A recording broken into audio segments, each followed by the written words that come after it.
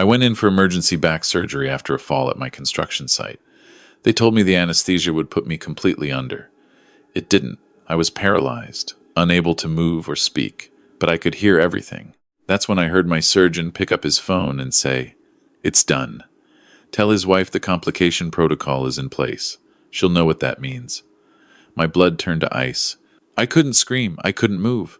I just lay there, trapped inside my own body, listening to the man who held my life in his hands conspire with the woman who shared my bed. 45 minutes later, when they wheeled me into recovery, I knew two things.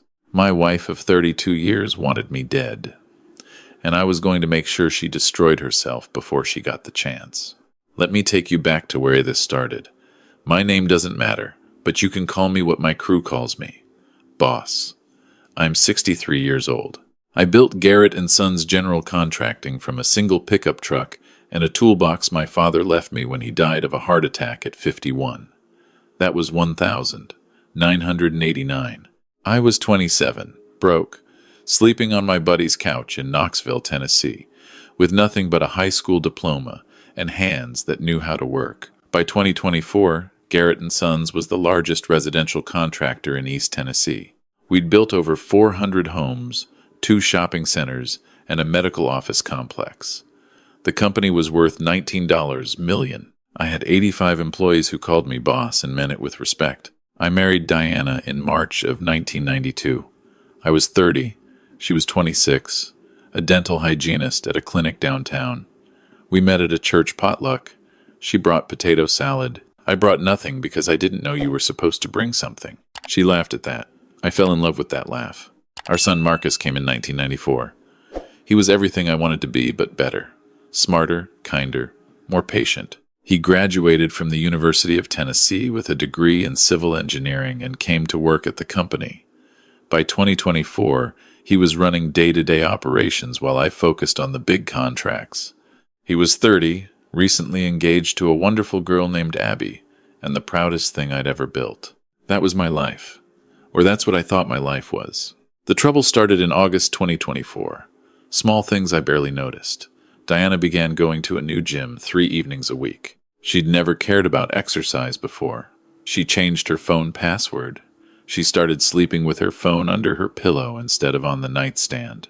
One night I reached over to set her alarm for her, something I'd done 1,000 times, and she snatched the phone away so fast she nearly knocked the lamp off the table.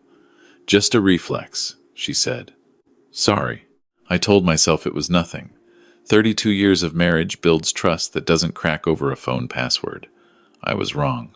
September 9th, a Tuesday.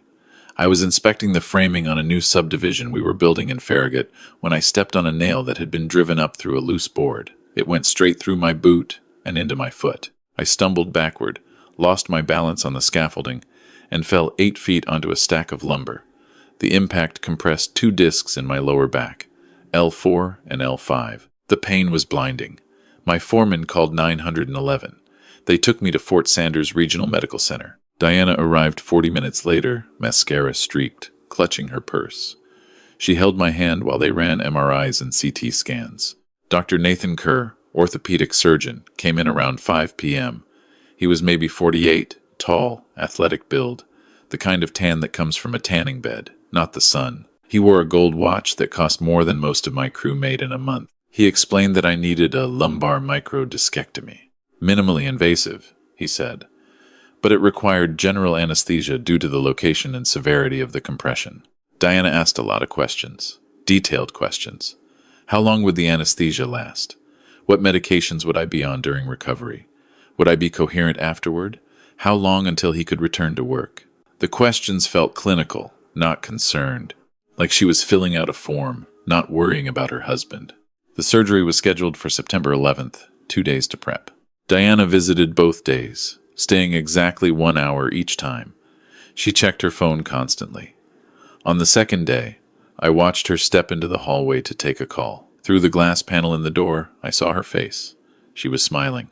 Not the worried smile of a wife with a husband facing surgery. A different smile, private, almost giddy. September 11th, 7 a.m., pre-op.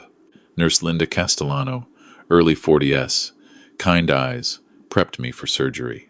Diana kissed my forehead. "I'll be right here when you wake up," she said.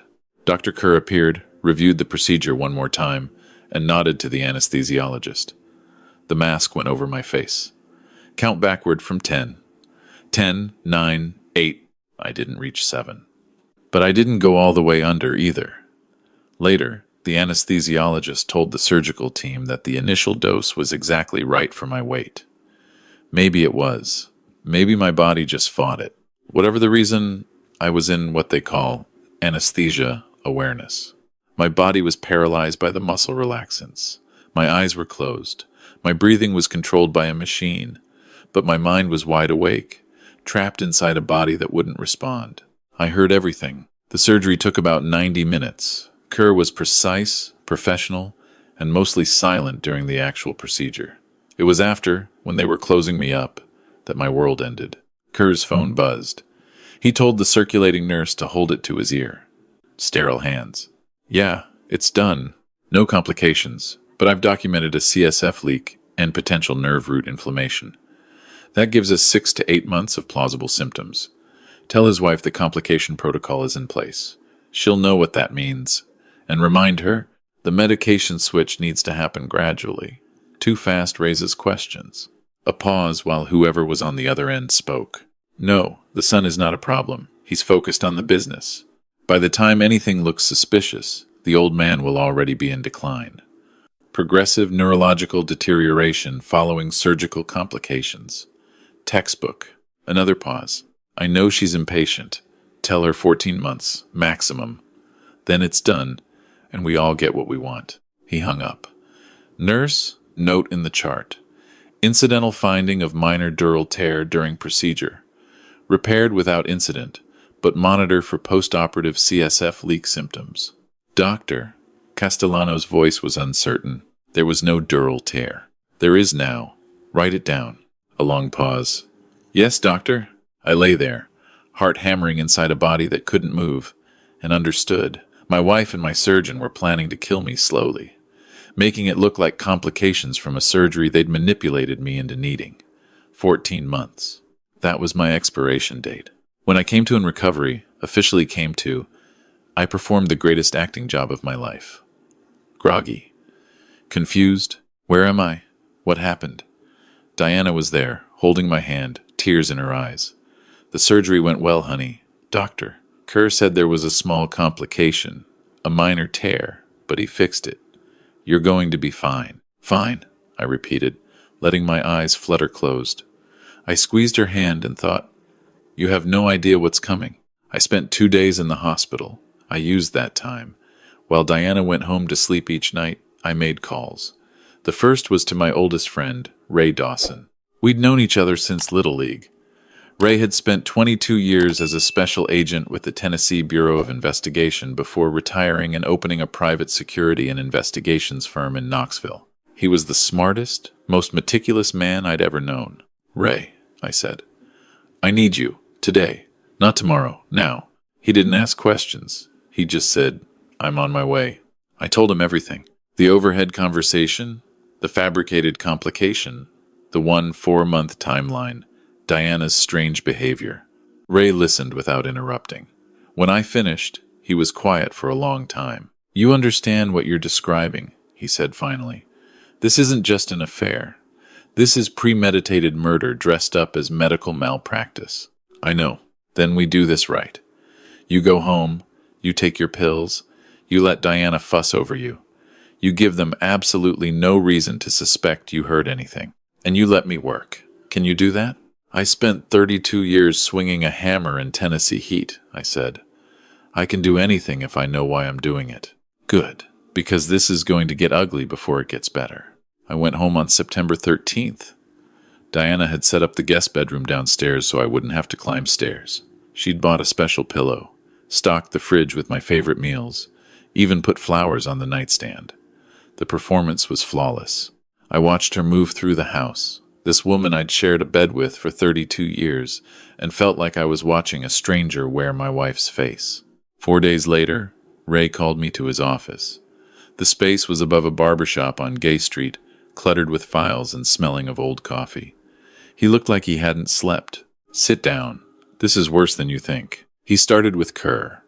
Dr. Nathan Kerr, originally from Roanoke, Virginia, practiced in Richmond from 2010 to 2018, left under a cloud.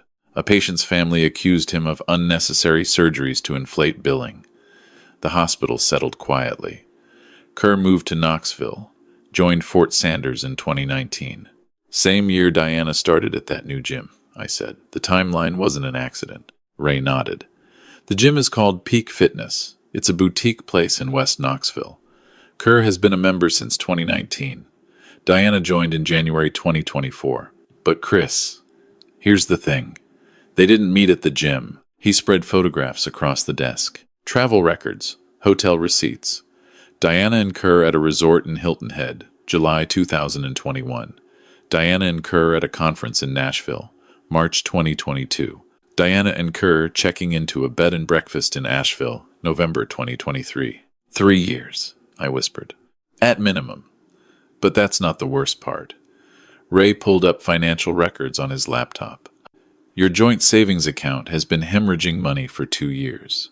Small amounts, $2,000 to $4,000 a month, categorized as household expenses, home repairs, dental equipment purchases. None of it's real. The money flows into an LLC called Smoky Ridge Wellness, registered in Delaware. Officers listed are D. Mathis and N. Kerr. Mathis was Diana's maiden name. She'd used her own maiden name. That's how confident she was. I'd never look. Total diverted so far, $127,000. And there's a life insurance policy you updated in 2020. Diana suggested it. Right? My blood went cold. She said, with Marcus getting married, with grandkids coming eventually, we should increase the coverage. I went from $1 million to $4 million, February 2020. 1 month after Kerr joined Fort Sanders. The same month, Diana started volunteering at the hospital's charity board, which is where she and Kerr officially met as far as anyone else knows. I stared at the papers spread across his desk, the photographs, the bank records, the insurance documents. Every piece of evidence another nail in the coffin of my marriage. There's more, Ray said, and you need to be sitting for this one. He opened a folder and placed a document in front of me. Medical records from Fort Sanders. My medical records. Records I'd never authorized. Kerr has been accessing your chart for 3 years, Ray explained. Every physical you've had, every blood test, every x-ray. He's been monitoring your health, looking for pre-existing conditions he could exploit. When he couldn't find any, he created the fall. The fall? The scaffolding accident wasn't an accident? Ray showed me a photograph of the construction site. That board with the nail? My team recovered it. The nail was driven upward from below, through intact wood. That's not how construction debris works. Someone placed it deliberately on a scaffold walkway they knew you'd use. They staged my injury. They needed a legitimate reason to get you on Kerr's operating table. A workplace fall with disc compression. Referral to an orthopedic surgeon. General anesthesia. And now, documented surgical complications that explain whatever symptoms start showing up when they begin medicating you. Medicating me how? Ray pulled out one more document. A prescription order written by Kerr for post-surgical pain management. Oxycodone, gabapentin, and a muscle relaxant called tizanidine. Standard post-surgical meds, I said. I've been taking them. The oxycodone and gabapentin are standard, Ray said. But the tizanidine. I had an independent pharmacist analyze the pills Diana's been giving you. The bottle says tizanidine. The pills are actually a combination of tizanidine and a low dose of a drug called haloperidol. It's an antipsychotic. In small doses over months, it causes symptoms that look exactly like progressive neurological decline. Confusion, tremors, difficulty walking, memory loss. I looked at the pill bottle on Ray's desk. The same bottle sitting on my nightstand at home. The pills my wife handed me every morning with a glass of orange juice and a smile. She's already started, I said. Ray nodded. She's been poisoning you since you came home from the hospital. I didn't speak for a long time. I sat in that cluttered office above the barber shop and stared at the evidence of my own planned murder. Then I asked the only question that mattered. What about Marcus? Does he know? No. Marcus has no idea. He thinks his mother is a devoted wife taking care of her injured husband. But here's what concerns me. If they're planning to kill you and collect $4 million plus sell the company, Marcus is an obstacle. He owns 30% of Garrett & Sons. He'd fight any sale. What would they do about that? Ray hesitated. The emails between Diana and Kerr mention Marcus. They call him the complication. Kerr suggested that once you're gone and Diana controls the company as surviving spouse, they'd offer Marcus a buyout. If he refuses, they'd manufacture evidence of financial mismanagement to force him out. They'd destroy my son's career. They'd destroy anything between them and $15 million. I drove home that night and sat in the driveway for 20 minutes before going inside. When I walked through the door, Diana was in the kitchen, warming up soup. She smiled at me the way she'd smiled at me for 32 years. You look tired, honey. Tough day? Just the pain, I said. Hard to get comfortable. She brought me my pills. I palmed the tizanidine and swallowed the others. After she went upstairs, I flushed the pill down the toilet. From that night on, I flushed every single one. Over the next 3 weeks, Ray and I built our case. He brought in a forensic accountant who traced every dollar Diana had siphoned. He hired a tech specialist who, through a contact at the phone company, obtained records of a second phone Diana kept, a burner she used exclusively to communicate with Kerr. The texts were devastating. Diana to Kerr, August 28. How much longer? I'm running out of patience. Kerr to Diana. The fall is arranged. Next week, once he's on my table, the clock starts. Diana to Kerr, September 12. He suspects nothing. Took his pills like a good boy this morning. Kerr to Diana. 14 months. Then we disappear. Costa Rica, remember? No extradition. Diana to Kerr, September 20. Marcus asked me if I'm okay. He says I seem distracted. What if he figures it out? Kerr to Diana. He won't. He's his father's son, trusting to a fault. That one hurt the most, not because it was about me, but because they saw my son's decency as a weakness to exploit. On October 2nd, Ray made contact with Detective Sergeant Patricia Holt of the Knoxville Police Department, Major Crimes Unit. Holt was 52, former FBI, no nonsense. She'd been investigating Kerr separately based on a complaint from a former patient in Richmond. When Ray showed her what we had, her eyes widened. This is a gift, she said, but I need them on tape. Texts can be denied. I need voices. I need intent. I need them discussing the murder plan explicitly. I know how to give you that, I said. On October 18th, a Friday evening, I told Diana I was driving to Chattanooga to meet a subcontractor about a new project. I'd be gone until Saturday afternoon. The relief on her face was almost comical. She kissed me goodbye, told me to drive safe, and was texting before I'd backed out of the driveway. I drove to Ray's office. We had Kerr's apartment in a luxury building called The Overlook, wired with 4 hidden cameras and 6 audio devices, installed 3 days earlier by a locksmith Ray had used during his TBI days. At 7:15 p.m., Diana's car pulled into the Overlook's garage.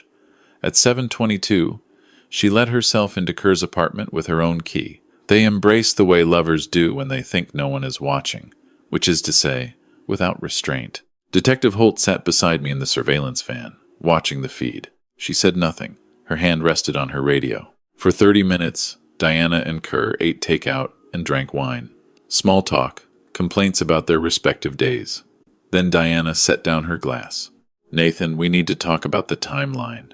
It's been 5 weeks since the surgery. He's taking the medication. When do the symptoms start showing? Kerr leaned back. Another month, maybe 6 weeks. The haloperidol takes time to accumulate. By December, he'll start having confusion episodes. Tremors by January. By spring, he won't be able to run the company. You petition for medical power of attorney, and from there, it's just waiting. Waiting for what?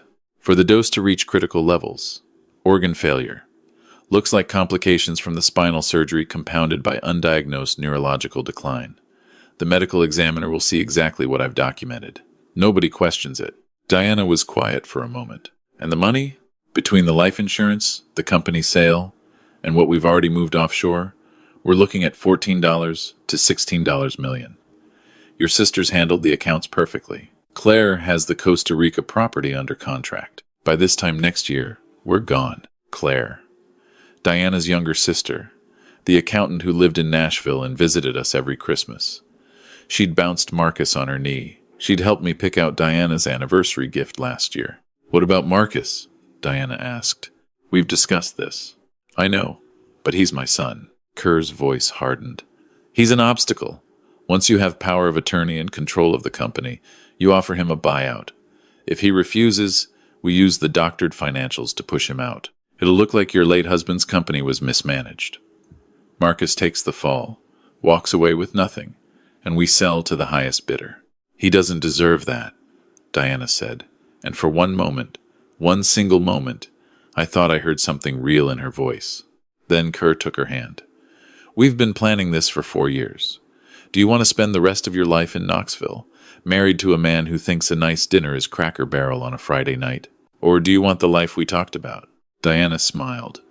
That was the smile I'd seen through the hospital door, the private one, the one that was never meant for me. You're right, she said.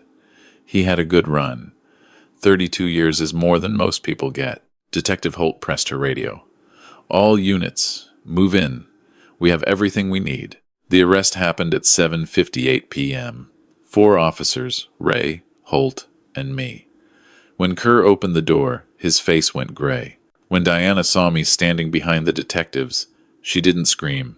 She didn't cry. She just stared at me with an expression I'd never seen in 32 years. It was the face under the mask, cold, calculating, assessing her options even as the handcuffs closed around her wrists. How long have you known? She asked. Since the operating table, I said. Since I heard every word. For the first time, I saw real fear in her eyes. They arrested Claire and Nashville simultaneously, all 3 in custody within 9 minutes of each other. No one had time to warn anyone. I drove home alone that night. The house was silent. I sat in the kitchen, at the same table where Diana and I had eaten 10,000 meals, and felt nothing. Not anger, not grief, just emptiness. Like someone had scooped out everything inside me and left just the shell. Then I called Marcus. Dad, it's late. Everything okay? Son, I need you to come to the house. There's something I have to tell you about your mother. Silence. Then, what happened? She's been arrested. Marcus, I need you to hear this from me before you hear it from anyone else. He came. I told him everything. Showed him the evidence Ray had compiled. Photographs, financial records, text messages, the pill analysis. He sat across from me at the kitchen table, the same spot he'd sat in since he was a boy, and his face went through every stage of grief in 20 minutes. Then he looked at me and said, Did she ever love us? I don't know, I said. Maybe she did, in whatever way she was capable of, but it doesn't matter anymore. He didn't speak to me for 3 weeks after that, not because he blamed me, because he couldn't process it. His mother, the woman who'd packed his lunches and attended every baseball game and cried at his college graduation, had been planning to murder his father and destroy his career. That's not something you absorb in a night. Abby, his fiancée, called me on the 4th day. He's not eating, she said. He doesn't sleep. He just sits in the dark and stares at his phone, rereading the texts you showed him. Give him time, I said. He has to find his own way through this. It was the hardest thing I've ever done. Waiting.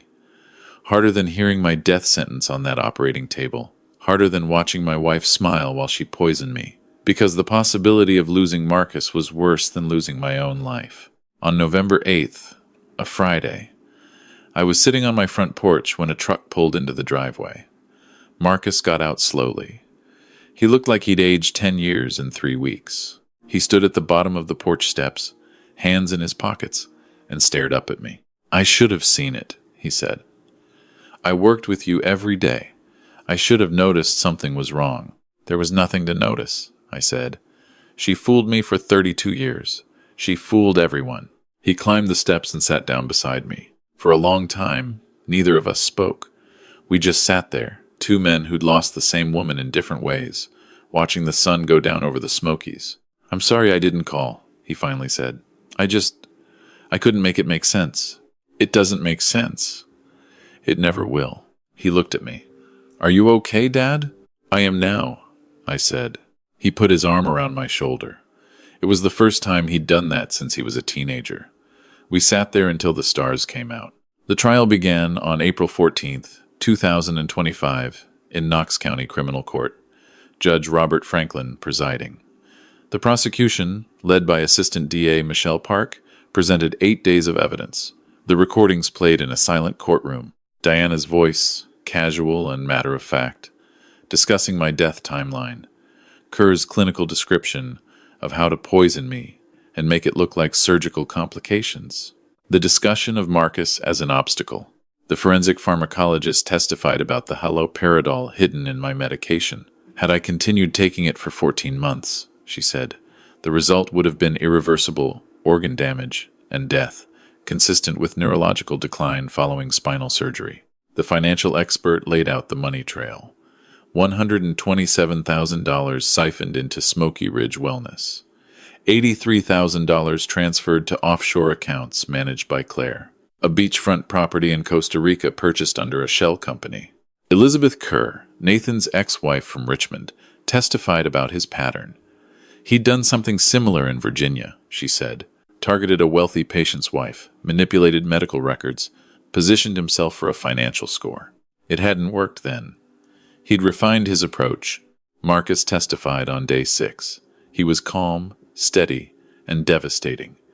He described his childhood, his parents' marriage, the company his father built. My mother was a good actress, he told the jury. She played the role of loving wife and devoted mother for 32 years. But the woman on those recordings, that's who she really is. The defense attorney asked if he still loved his mother. Marcus paused.